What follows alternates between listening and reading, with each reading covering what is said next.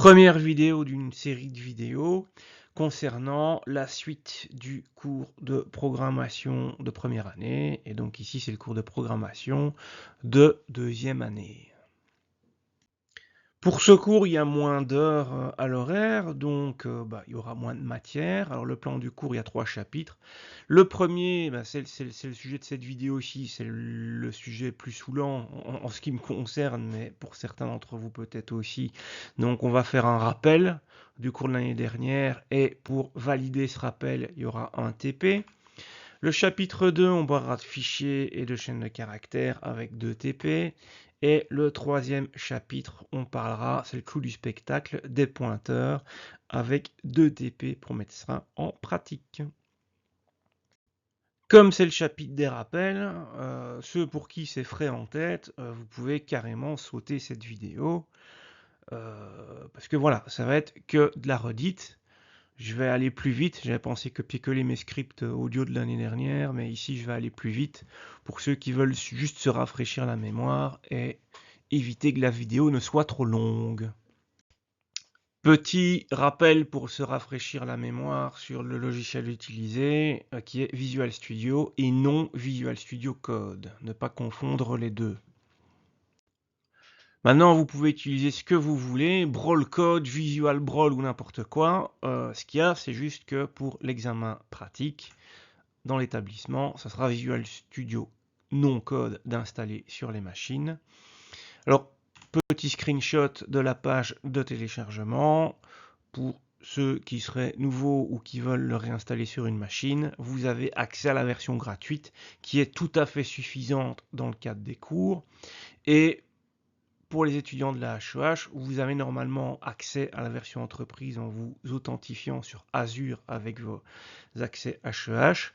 Maintenant, la version entreprise n'est clairement pas nécessaire. Vite fait, je tiens à rappeler la différence qu'il y a entre Visual Studio et Visual Studio Code. Donc déjà, le logo de Visual Studio, vous voyez qu'il est plus complet par rapport au logo de Visual Studio Code, ce qui signifie en fait que le Visual Studio, il y a plus de choses dedans. C'est un environnement complet pour faire du développement dans différents langages de programmation, et ça inclut plein d'outils pour compiler, débugger, profiler et ainsi de suite.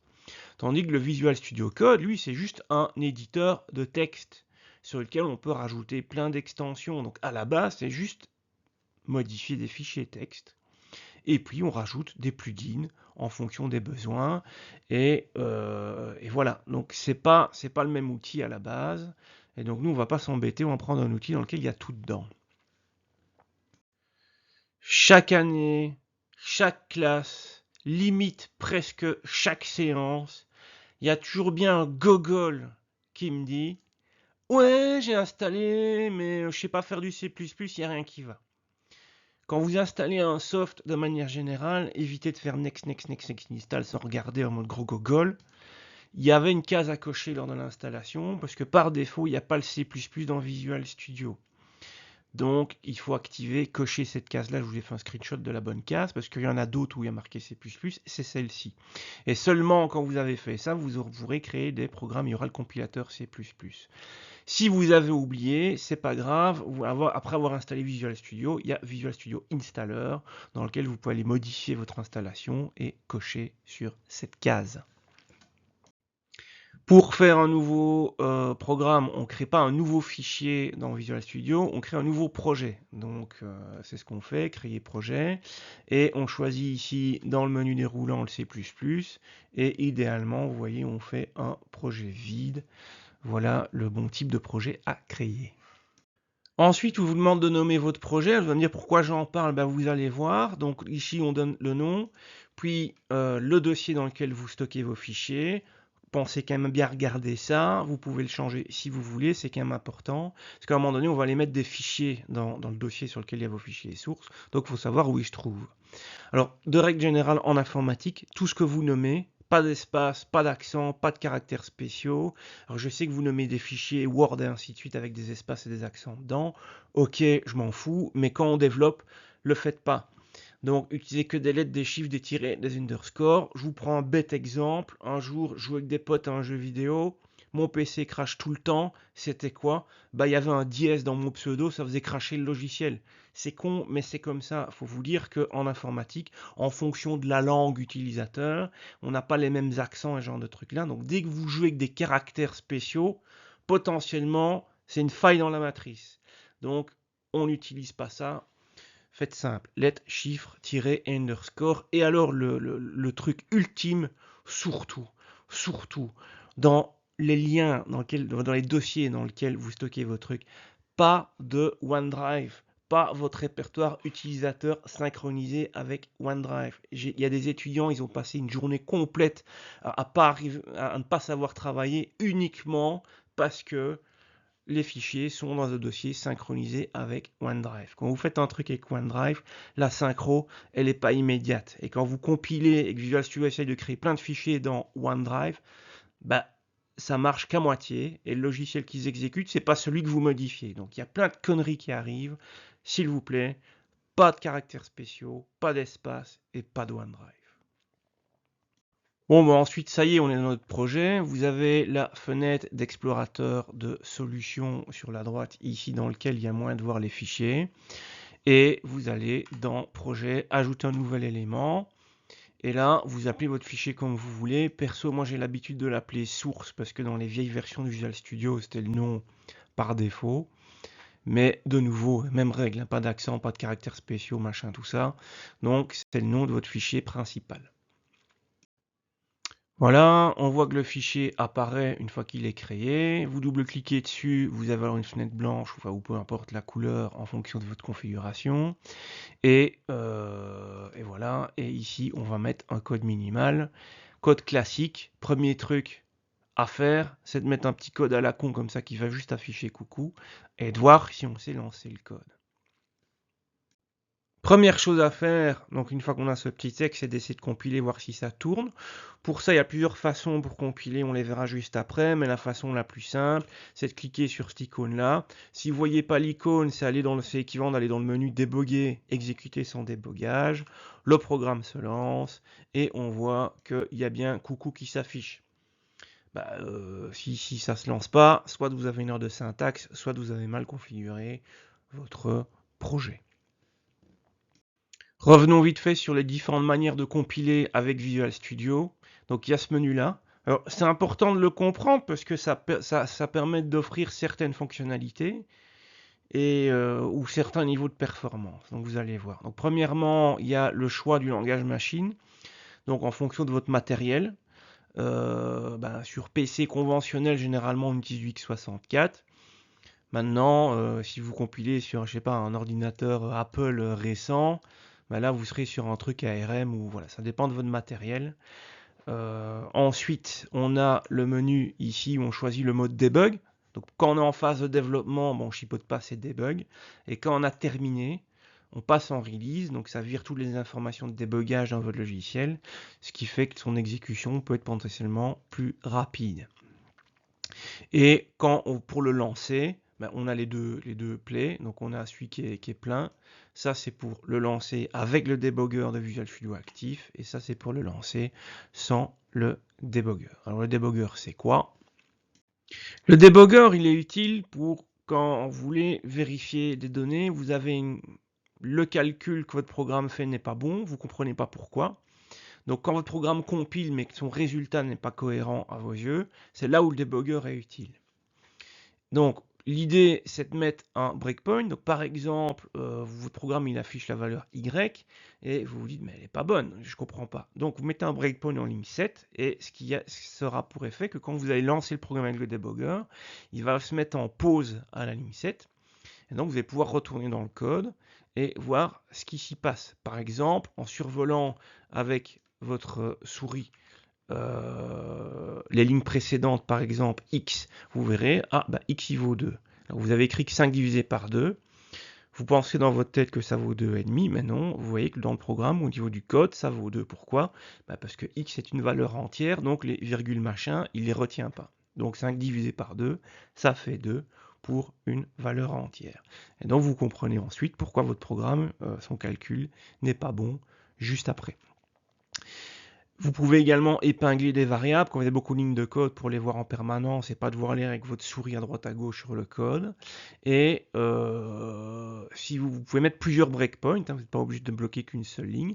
Et si vous voulez que votre programme continue ou passe à la ligne suivante, vous avez le bouton continuer. Ou si vous dites ah ouais bah c'est bon, ça c'est un que je continue, je vais couper le programme, vous avez le bouton stop. Très utile. Je comprends pas pourquoi, même après des années, je dis, t'as utilisé le debugger pour voir le quoi? Non les gars, c'est vraiment pratique pour quand vous avez un souci. Et justement, ça c'est une des fonctionnalités de Visual Studio Code. Alors Go, maintenant on va passer au rappel sur le C++, quoi, la base. Donc, une des fonctionnalités de base pour afficher un truc à l'écran, c'est hot. Tac, tac, tac, la voilà ici. Vous pouvez afficher plusieurs choses en les séparant par des chevrons. Et vous avez ici le passage à la ligne. Évidemment, point virgule à la fin en C++ quand on termine les instructions. Alors, c'est souligné en rouge. Si vous avez votre curseur dessus, il vous dit oui, je connais pas, Visual Studio vous dit qu'il ne connaît pas C-Hot. C'est normal, il ne faut pas oublier d'inclure la bibliothèque IOStream en début de fichier. Ça ne suffit pas. Il faut également spécifier l'espace de nom std. Donc, le C-Hot se trouve dans un espace de nom qui est std, tout comme le endline. Ou bien, si ça vous embête de taper std 2.2 partout, il suffit en début de fichier d'écrire cette ligne-là, et alors les std seront implicites. La meilleure solution, c'est celle-ci, pour des raisons complexes qu'on verra dans un autre cours. Maintenant, ici, vous prenez pas la tête, faisons les choses simples. C'est OK si vous mettez le using namespace. Je vais d'ailleurs le faire dans les exemples de code qui suivront. Voici un exemple tout simple où on déclare une variable et on l'affiche. Donc la déclaration de variable, on donne un nom, ce qu'on appelle son identificateur. Je rappelle, pas d'accent, pas de caractères spéciaux, pas d'espace et ainsi de suite. Vous pouvez mettre des underscores. Donc ça doit commencer par une lettre. Des underscores, vous pouvez, et même mettre des chiffres. Donc x4, ça fonctionne. Donc son nom, son type, entier, flottant, chaîne de caractères, ainsi de suite. Et éventuellement, vous pouvez faire d'une pierre deux coups, le créer et l'initialiser. Donc ici, on crée x qui est un entier et qu'on initialise à la valeur 42. Et on n'oublie pas le point virgule de fin d'instruction. Voici un petit exemple où on crée une variable, on affiche à l'écran veuillez encoder une valeur, et l'idée c'est d'aller récupérer, demander à l'utilisateur de tapoter une valeur et de récupérer ce qu'il a tapé au clavier et le stocker dans la variable x. Et donc pour faire ça, c'est pas out, mais c'est in. C'est la même syntaxe, sauf que les chevrons sont dans l'autre sens. Attention que, évidemment, votre variable doit être déclarée précédemment pour que ça marche. Et attention au type. Donc si vous demandez si votre variable x ici c'est un entier et que l'utilisateur il tape, j'en sais rien, tartiflette, ça c'est du texte, donc ça risque de déconner. Alors il y a moyen de faire du code qui check ce que l'utilisateur tape, ainsi de suite, mais c'est compliqué. On va partir du principe ici que l'utilisateur il n'est pas teubé et qui doit taper une valeur entière. Alors, comme le C-Hot, ça requiert IOStream pour fonctionner, et vous êtes censé mettre std 2.2 devant, mais comme on a ici le using namespace, pas besoin de taper std 2.2. Vous pouvez aussi mettre des commentaires dans votre code, on voit ici en ligne 7 avec //, donc tout ce qui est vert ne sera pas interprété par le compilateur, et quand je passe à la ligne 8, c'est de nouveau du code, donc c'est un commentaire en une seule ligne. Et on a les commentaires sur plusieurs lignes. Pour éviter de mettre // à chaque début de ligne, vous avez /étoile, étoile / pour délimiter un commentaire. En ce qui concerne les types numériques de base, donc pour les types entiers, il y a le format char, voilà, c'est juste un octet, donc 8 bits. Donc attention aux plages de valeurs. Alors on va dire char c'est un caractère, oui mais un caractère derrière c'est une valeur binaire stockée sur 8 bits, donc on peut utiliser char pour mettre des valeurs entre moins 128 et plus 127. S'il est on écrit juste char, mais si on écrit une signed char avec une minuscule, hein, là les valeurs sont strictement positives, donc ça va de 0 à 255. Mais ça, le binaire est une matière normalement connue par tous. Ensuite, bon, il y a le format sur 2 octets, c'est le short int, mais bon, je connais pas grand monde qui utilise ça. Le format int, qui jadis était sur 16 bits, mais à l'heure actuelle, sur tous les systèmes, c'est sur 32 bits. On a le long int, ça vous l'oubliez. Le long int, c'est en 64 bits. Donc tout ça sont pour les formats de nombres entiers. Et dans les C++, depuis les versions 2011, il y a une autre façon de les écrire. Vous pouvez également les écrire comme ça. Mais ça, c'est spécifique C++, tandis qu'ici, c'est pareil en C ou en C++. Et pour les nombres réels, il y a le format float, double et long double, qui est moins standard. Donc les standards sont ces deux-là, donc 32 ou 64 bits. Je rappelle que les formats float, il y a une notion de précision, donc seule une partie des chiffres sont corrects. Donc avec le format float, si vous écrivez 0,000 et ainsi de suite, il n'y a que les 7 premiers chiffres qui seront généralement corrects, ou les 15 premiers avec le format double.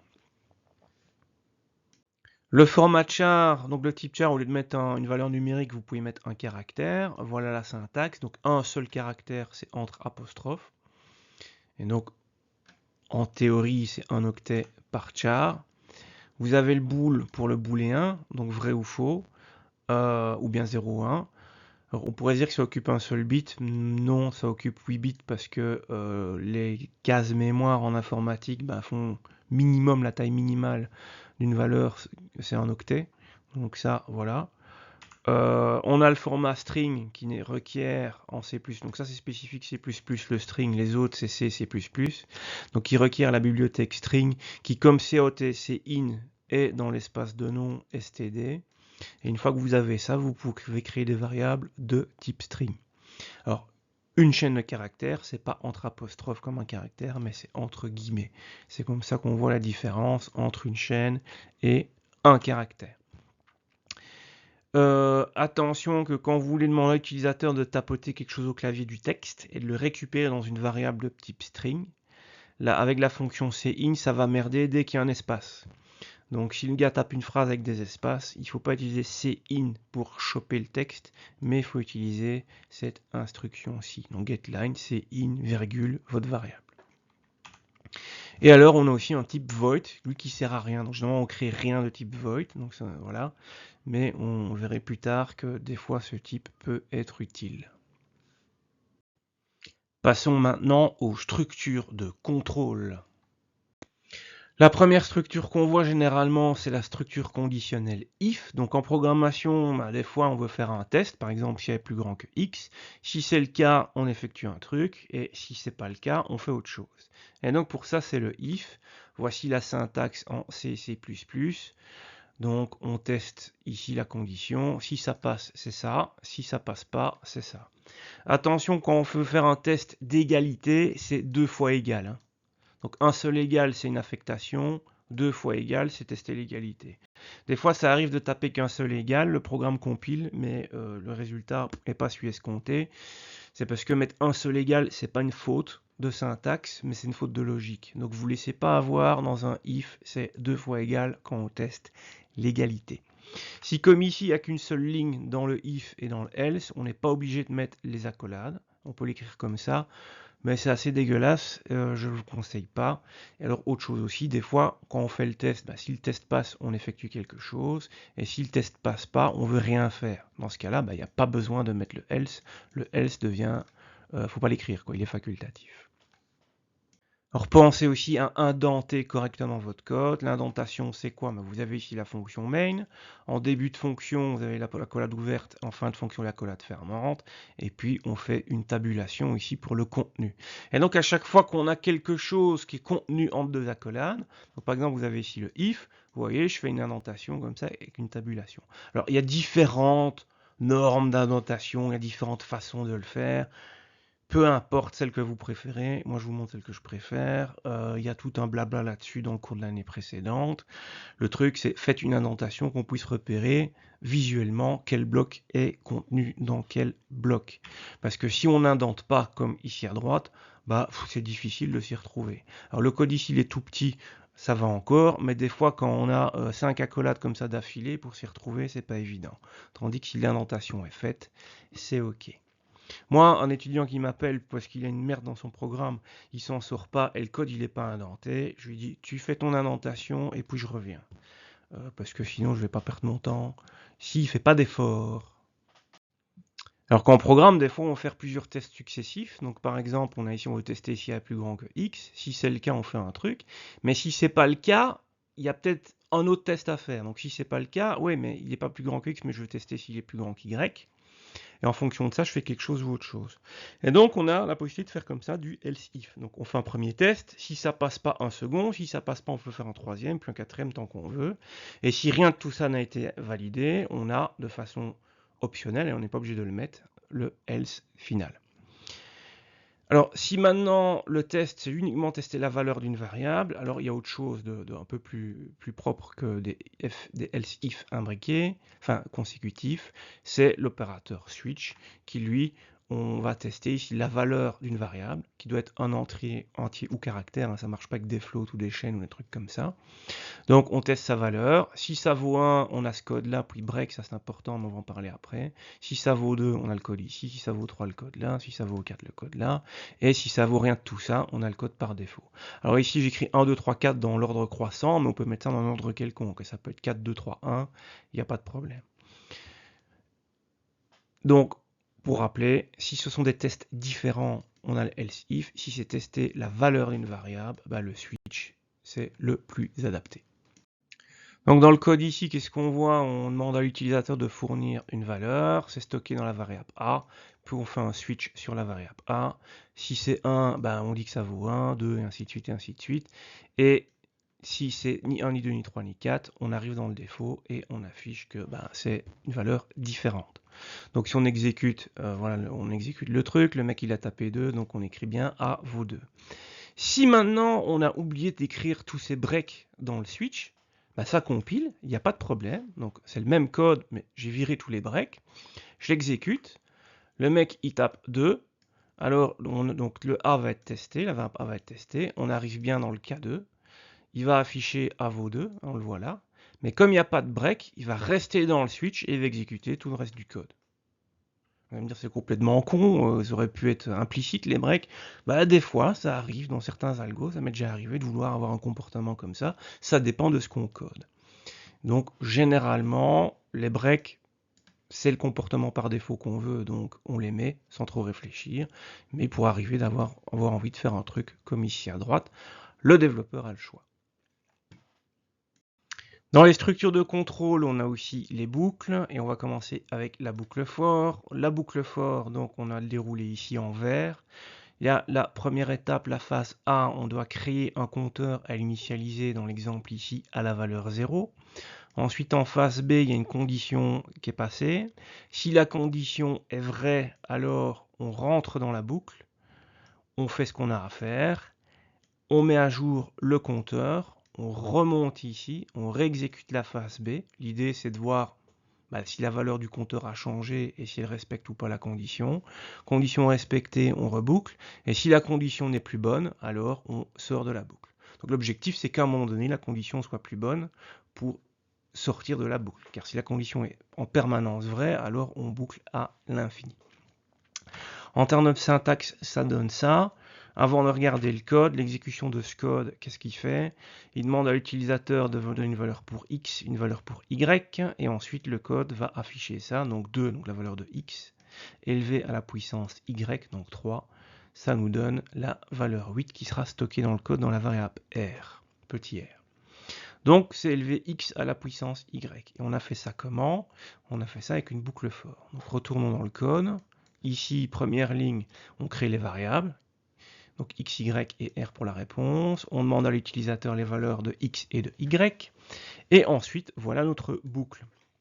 Donc on a la phase A qui est ici d'initialisation, la phase B, la fameuse condition, et la phase C. Donc on va créer un compteur qu'on appelle I, qu'on initialise à 0. Tant que I est plus petit que Y, qui ici vaut 3, on boucle. Et on va boucler combien de fois? Ça dépend de comment on va modifier la valeur de I à chaque itération. Ici, on va faire plus 1 à chaque itération. Et à chaque itération, on va faire ça. Alors, pour comprendre le truc, petit tableau, ça s'appelle dérouler la boucle. Donc, voir un petit peu chaque itération ce qui se passe. Donc, à la première itération, I, on a vu, on l'a initialisé à la valeur 0.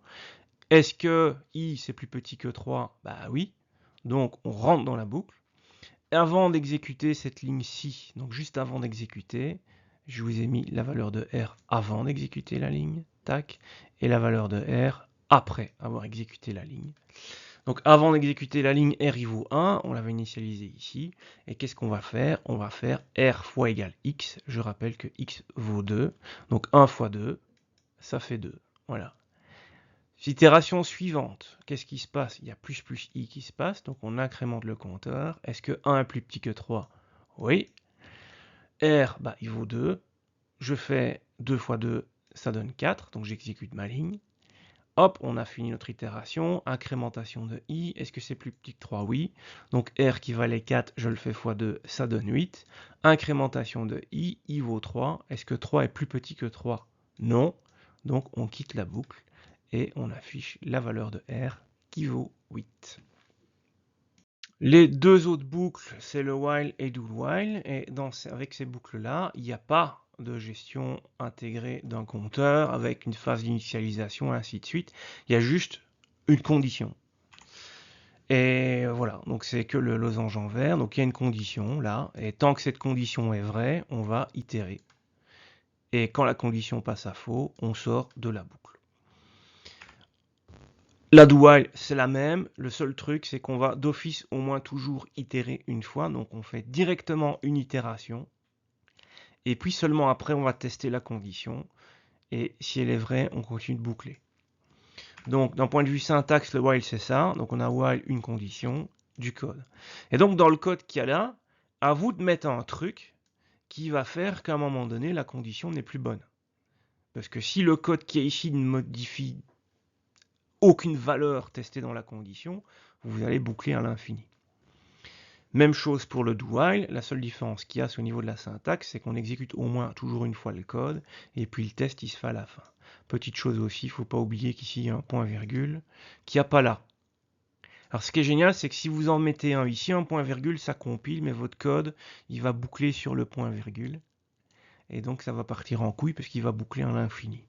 Donc faites gaffe, là il n'y a pas de point virgule, et là il en faut un obligatoire. Bon là, celui-là, si vous l'oubliez, il ne compile pas. Là, si vous le mettez, il compile et votre code ne marche pas bien. Alors, comment choisir sa boucle parmi les trois structures? La première étape, c'est de se dire, tiens, est-ce que je peux calculer à l'avance le nombre d'itérations que ma boucle devra faire? Si c'est oui, alors c'est la boucle for.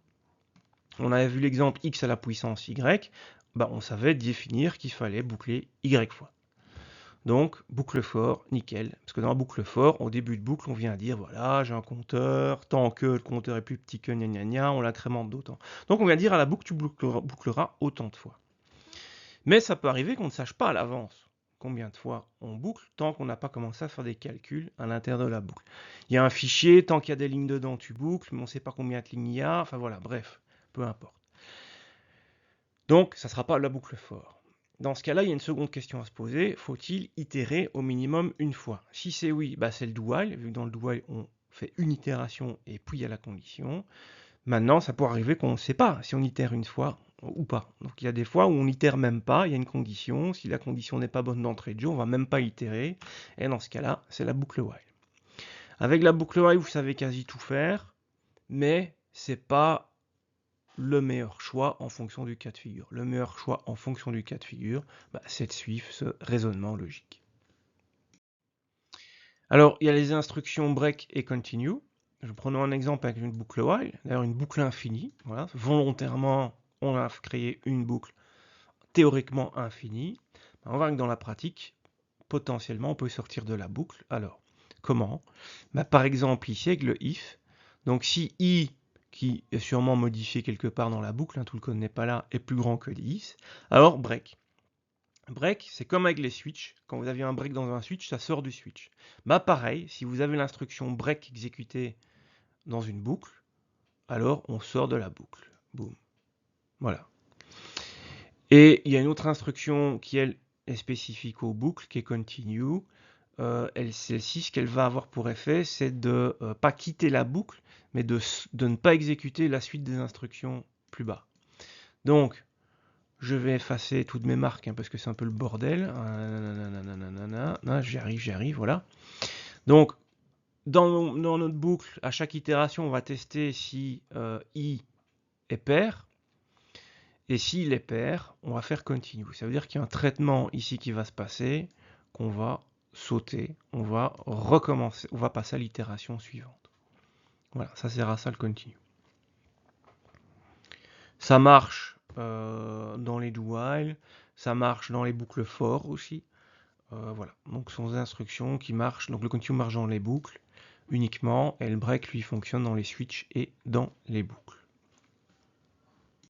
On poursuit ce gros rappel avec les vecteurs.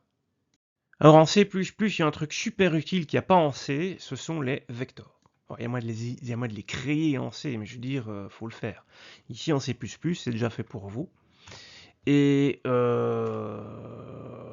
c'est dans l'espace de nom std comme les cin, les cout et les strings, donc faut pas oublier à mettre using namespace std pour les utiliser, ou bien si vous préférez mettre std 2.2. Alors petit exemple, on a ici la déclaration path d'un vecteur.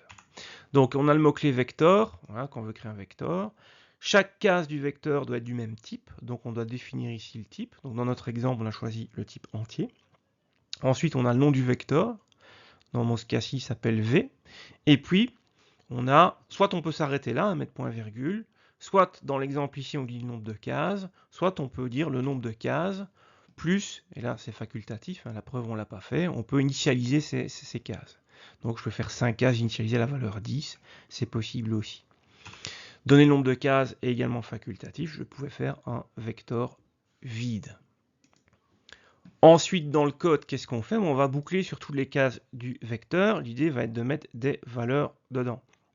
Alors, on a une fonction toute simple, qui est le nom du vecteur .size parenthèse parenthèse, qui va aller récupérer le nombre de cases. Parce que l'idée d'un vecteur, c'est qu'on va pouvoir modifier sa taille en cours de route, et on ne va pas s'embêter à stocker une variable quelque part qui contient l'information de la taille du vecteur.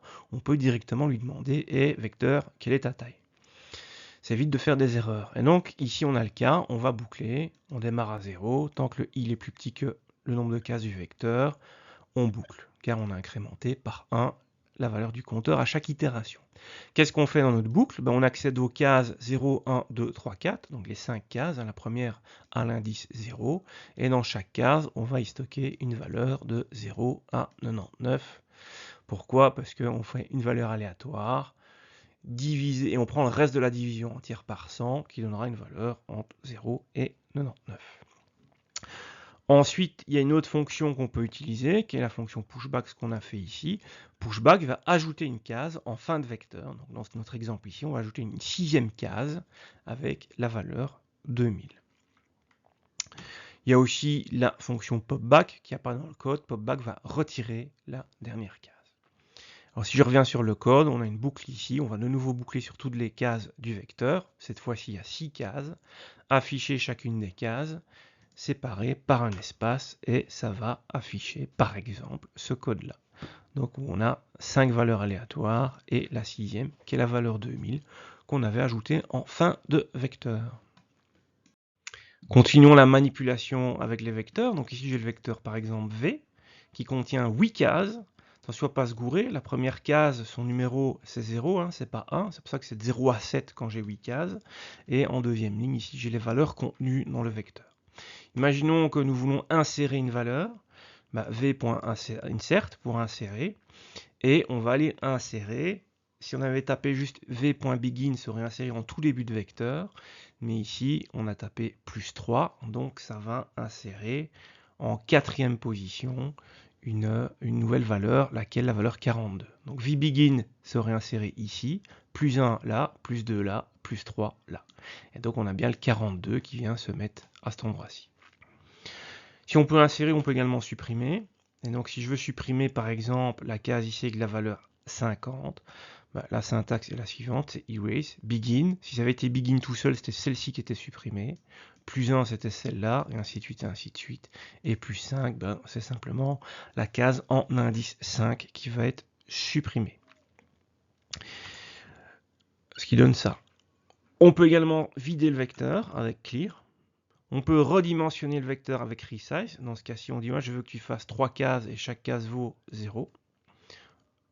Et on peut le faire plusieurs fois de suite. Par exemple, donc j'ai mon vecteur de 3 cases qui valent 0. Je fais encore un resize en disant tu fais 5 cases et les cases valent 7. Et vous voyez que seules les nouvelles cases prennent la valeur 7. Donc on fait un resize. Il ne modifie pas les anciennes cases. Il peut potentiellement en supprimer, mais s'il en ajoute, il ne va pas modifier la valeur des cases qui étaient déjà là. Alors on a fait des vecteurs en une seule dimension, on peut faire plusieurs dimensions. Donc quand on crée un vecteur, on doit donner son type. Et un vecteur, pour faire par exemple un tableau en 2 dimensions, on peut très bien utiliser les vecteurs pour ça. C'est juste qu'en 2D, le type est également un vecteur. Donc on prend un vecteur, où chaque case de ce vecteur est elle-même un vecteur. Et donc c'est un peu dégueulasse au niveau syntaxe, mais voilà un exemple. Donc je crée un vecteur. Chaque case est elle-même un vecteur d'entier. Et donc ça me fera une matrice de valeurs entières, que j'ai appelée dans ce cas-ci V. Ça, c'est au cas où on voudrait initialiser toutes les valeurs. Bon, c'est dégueulasse, mais c'est la syntaxe. Et l'avantage des vecteurs par rapport à d'autres structures, c'est que dans mon exemple ici, donc j'ai créé un vecteur de 3 lignes. Et avec pas le même nombre de colonnes par ligne. Si vous regardez bien, dans l'exemple ici, on a fait ça. Donc j'ai la première ligne ici, avec les valeurs des cases, la deuxième ligne, vous voyez que j'ai mis 4 cases, et la troisième ligne, 3 cases. Donc on n'est pas obligé de faire un truc strict avec le même nombre de colonnes sur toutes les lignes. Ça, c'est spécifique au vecteur. Alors là, on a une première boucle où on va boucler sur la taille du vecteur. Ça va donner le nombre de lignes. Puis on a une deuxième boucle, on va boucler sur la taille donc, de la première dimension du vecteur, qui va donner dans ce cas-ci le nombre de colonnes de la ligne 0, puis le nombre de colonnes de la ligne 1, puis le nombre de colonnes de la ligne 2. Et donc on aura bien un affichage, comme vous le voyez, avec notre matrice qui n'est pas vraiment une matrice. Dernière partie de cette vidéo, on va ici parler des fonctions et des structures. Donc, dans la pratique, quand on code, vous avez vu la fonction main, donc on met le code principal, mais généralement, on va saucissonner le code en différents fragments. S'il y a un algo qu'on veut réutiliser à plusieurs endroits différents, on va créer une fonction afin de ne coder qu'une seule fois cet algo et pas faire plein de copier-coller dans la fonction main. Et donc, on sépare le code en différentes fonctions. C'est aussi plus facile pour s'y retrouver. Donc, si imaginons que notre algo c'est la recherche dichotomique et que dans notre main il doit apparaître plusieurs fois, on va pas recopier-coller plusieurs fois. On va créer plutôt une fonction, voilà, qu'on va appeler recherche dichotomique, et on va appeler cette fonction à plusieurs endroits. Ainsi, si on a fait une couille dans la fonction recherche dichotomique, il n'y a qu'un seul endroit où il faut modifier le bug qu'on a codé, tandis que si on a fait des copier-coller, l'erreur on l'a foutu à plein d'endroits différents. Donc pour la maintenance, c'est clairement mieux. Le code est mieux organisé, vous ne codez pas 2 fois la même chose, c'est plus facile à corriger, réutiliser. Vous créez un autre programme, et dans l'autre programme, il y a besoin d'une recherche dichotomique. Ah ouais, je me rappelle que je l'avais déjà codé, donc vous copiez bêtement votre fonction. Il n'y a pas à essayer de la retrouver dans le main où elle se cache. Enfin voilà, c'est quand même plus facile de travailler comme ça. Pour déclarer une fonction, on doit lui donner son type de retour. Donc ici, par exemple, le retour sera renvoyé sous forme de float. Le nom de la fonction, donc dans l'exemple ici c'est m2inch, et éventuellement, donc les parenthèses elles sont d'office là, les paramètres s'il y en a. Il peut ne pas y en avoir, il peut en avoir qu'un seul comme ici, ou il peut en avoir plusieurs, alors on les sépare par une virgule. Donc ça, ce sont les données qu'on va fournir à la fonction, ce qu'on appelle les paramètres ou les attributs. Elle va faire un calcul et elle va renvoyer un résultat sous forme de, dans l'exemple ici, float. Ça peut être un int, un string, un vecteur, ou si elle renvoie rien, elle affiche juste un truc par exemple à l'écran, le type pour ne rien renvoyer, c'est le type void. Voilà, donc c'est à ça qui sert void, c'est le type rien quand c'est une fonction qui renvoie rien. Alors dans le code ici, vous avez ici le main qui va appeler la fonction cm2inch, donc centimètre vers pouce, auquel on va injecter une valeur, exemple 42, qui va aller ici dans la variable cm. On va faire un calcul et on va renvoyer la valeur calculée sous forme de float, et donc x va alors contenir le résultat du calcul. Et donc pour que ça marche, il faut que cm2inch soit connu, et pour que ce soit connu, il faut que la fonction ait été déclarée avant son appel. Maintenant, quand vous avez plein de fonctions qui s'appellent les unes les autres, il peut être intéressant de n'écrire ici que le prototype de la fonction, et puis après le main, de venir mettre le code de la fonction. Donc ça permet d'éviter les problèmes d'ordre. Hein. Quand vous avez, je sais pas, 5-6 fonctions qui s'appellent mutuellement, comme elle doit être connue avant d'être appelée, il faut déclarer les fonctions dans le bon ordre, et des fois vous vous y retrouvez pas. En faisant comme ça, ça marche à tous les coups. Alors attention qu'en faisant comme ça, il y a un point virgule. Donc ça s'appelle le prototype de fonction. Il y a ici un point virgule à placer. Par contre, pour les déclarations ici, il n'y a pas. Enfin, pour les définitions, il n'y a pas de point virgule à placer. En parlant des fonctions, ça me permet de rappeler la portée des variables. Donc, dans l'exemple ici, avec dans le main, nous avons par exemple x. La portée de la valeur x qui a été créée là, donc il a été créé ici, ce x là, il n'est connu que jusqu'à la fin du bloc d'instruction dans lequel il a été créé, donc jusqu'à la fin de la fonction main dans ce cas-là.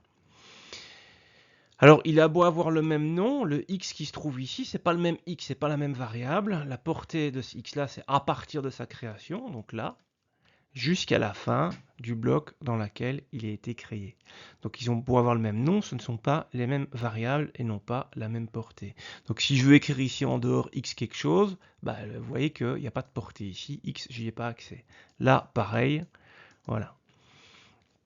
Un autre exemple, donc ici dans le main, la portée du x, c'est de sa création jusqu'à la fin du bloc d'instruction. Si maintenant je regarde la portée de i, vous voyez que le i il est créé ici, sa portée c'est jusqu'à la fin de la boucle. Donc, quand je sors de la boucle, ici, i il est plus connu. Voilà, donc il faut pas se gourer comme ça avec les différentes portées. L'autre chose avec laquelle il ne faut pas se tromper, c'est de se rappeler ce qu'on fait quand on envoie des variables à une fonction, c'est qu'on fait un passage par copie. Donc c'est assez simple ici, donc j'ai le main, j'ai x qui vaut 0, j'affiche x, j'appelle ma fonction modifiée x, donc qu'est-ce qu'il va faire? Il va envoyer la valeur de x ici dedans. Je vous rappelle que le x ici, sa portée c'est ça, il n'existe que dans cette zone-là. Et le x déclaré ici, sa zone c'est ça. Donc, je le crée, je l'affiche, j'envoie sa valeur à une fonction, je fais des trucs dans la fonction, j'affiche x. Qu'est-ce qu'on a comme exécution? Eh bien, on affiche 0, 0. Donc, le premier affichage, je vais virer mon truc, le premier affichage de x, c'est celui-là, boum, il valait 0. J'appelle la fonction, dans la fonction, je l'incrémente, sauf que c'est pas le même x, c'est une copie qu'on a faite. Donc quand je retourne ici dans le main, j'ai beau avoir fait ici ce que je veux, ça ne change rien sur le x du main. La preuve, c'est qu'il vaut toujours 0. Autre exemple,